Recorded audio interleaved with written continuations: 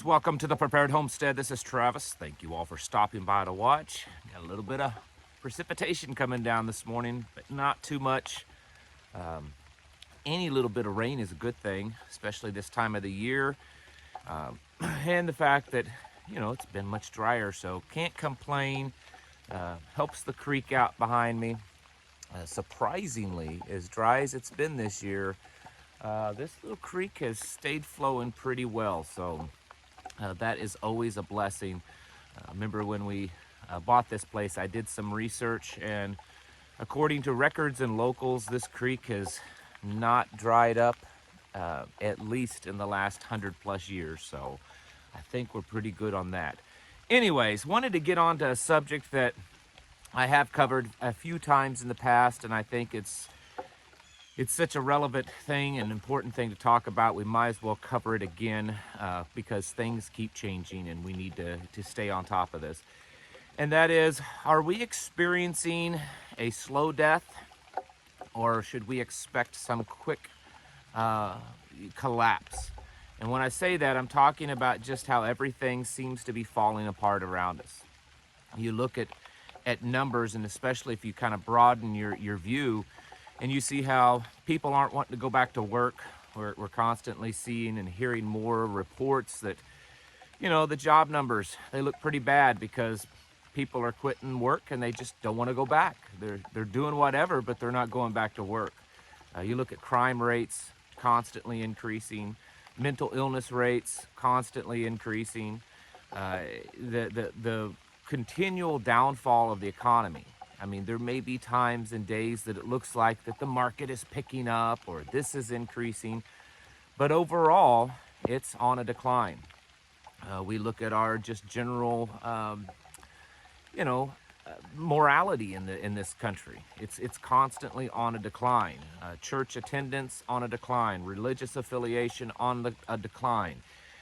We are watching our civilization, like I've said many, many times, even before it was popular, kind of like the song, I was country before it was cool. We're watching it all decline. I think many people have, their only experience to something like that is through maybe some type of Hollywood movie or TV show or even literature. And a lot of times in those scenarios, a decline comes pretty quick. It's very swift. There's some black swan event, or there's something that just happens that causes us to just fall off the cliff very quickly.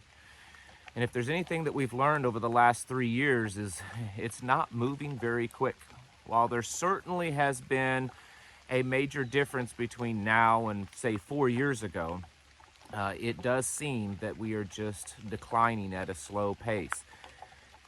Part of the questions that I have are we truly declining at a slow pace, or is it just our short attention span and impatience of a modern people that we just want it to happen quickly? We want to one day everything be fine and the next day it's chaos and collapse, much like we've seen in movies. Partly I think that's the case. And the other part of the equation is I think that this is definitely a controlled collapse. I've used the analogy many times. It's like a plane that's going down and the pilot is doing his best to, even though he knows that plane is going to crash, to control that crash so that it lands a certain way in a certain spot. And I believe that's what the elites and the people in power are doing. The heads of the Federal Reserve and other banks, the heads of NGOs like the World Economic Forum and the United Nations and the World Health Organization, government officials, they are trying to control this collapse, control it so that it lands in a certain spot in a certain way, so that it best benefits them and their globalist plans. Because of that, we could expect potentially for this collapse to last a lot longer. Even though we've made it quite a distance in the last 3 years, we could still have quite a bit more in store for us. I think one of the possible reasons why they're doing this is because they know how people are. They know that people have a short attention spans. They have such little patience when it comes to things like this. They lose interest. They give up hope. They just start to see it as the norm, the new norm.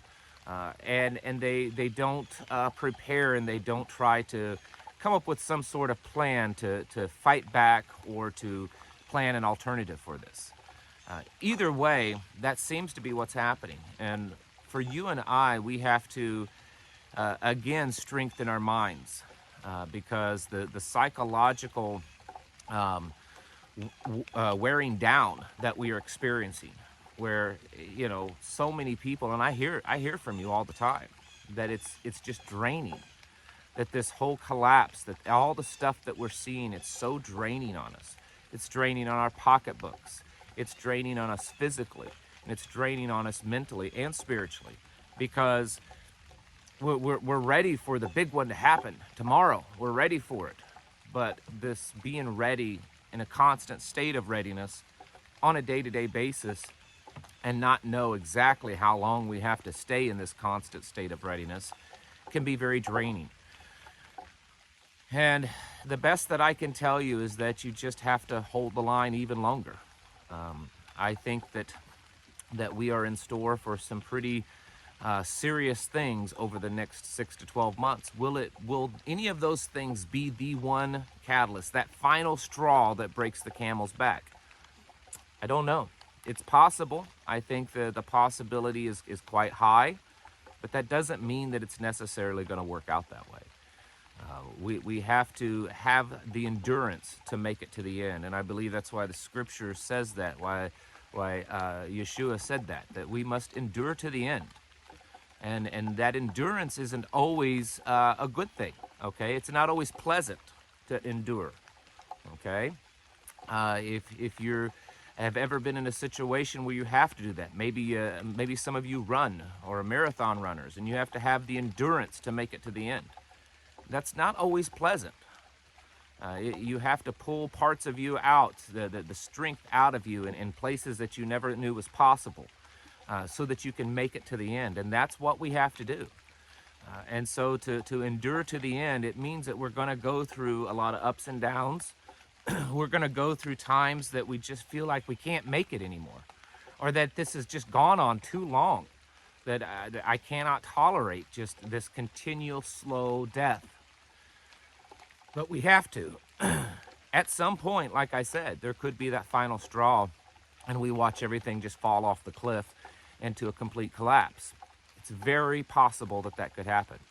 It's also very possible that we will continue just watching a slow death. Either way, we have to fight against this, and we mostly have to fight against our own weaknesses, because that's the real monster that we're fighting, is ourself. We're fighting the temptation to give up, the temptation to give in, the temptation to, believe, like so many others, that this has all just been a sick joke, that everything is normal and we'll just go back and be plugged back into the matrix. These are the real monsters, the real demons that we have to battle. And like throughout anything that is spiritual, it's always the ones that within ourselves are the greatest battle. And so as you're preparing, as you're learning, as you're developing skills, as you're creating your master plan with yourself, your family, and your local community of how to survive all of this, just know that we may still have quite a ways to go. I mean, it's quite possible, and that has to be part of our plan, is the long game. We're so, especially as Americans, and I think Americans are probably the worst at it in the world, of really planning out their long games and sticking to it. Other cultures are very good at it. They're very good at planning a long game and sticking to that, and understanding that between now and the end of that game, there could be lots of ups and downs, and they're okay with that because they know how in the end they plan it out to finish. That's something that we need to be doing, folks.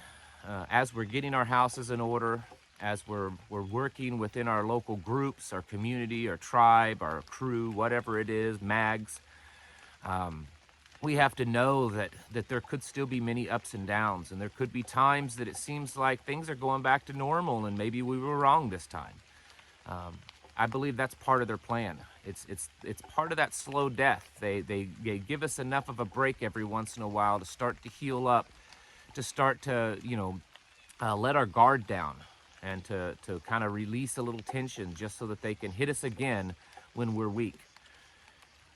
This is a very good strategic plan. You have to admit, the people in power, the globalist elites, the banking cartels, the world leaders, they got a good plan going on. And we just have to have a better one so that we can endure to the end. So don't lose out, don't lose hope. Don't at any point think that maybe I was just foolish for doing this all along, because if you stand back and you look at where we are at now and where we began, it's quite clear that we are in a stage, in a place that we are in decline, that we as a civilization are in collapse. So when we broaden our focus, we can see that what we're doing is correct. And we can see that we do need to be preparing mentally, physically, and spiritually. Folks, thank you for watching today, and I'll catch you in the next video.